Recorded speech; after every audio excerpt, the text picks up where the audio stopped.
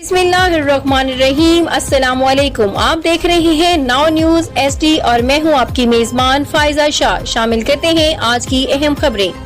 खबर शामिल करते हैं फैसलाबाद से। ब्यूरो चीफ सैयद शाहरुख की रिपोर्ट के मुताबिक secretary RTA Faisalabad Tariq Mahmood Gill, Chaudhry Arif Mahmood Gill, MPA PP 104 की अजफर इकबाल साहब, DEO रेस्क्यू फैसलाबाद से मुलाकात और रोड एक्सीडेंट के हवाले से मीटिंग की और सिटी टर्मिनल का विजिट किया। गाड़ियों के रोड परमिट, फिटनेस और पोलियो की टीम के हमरा बच्चों को पोलियो के कतरे पिलाए।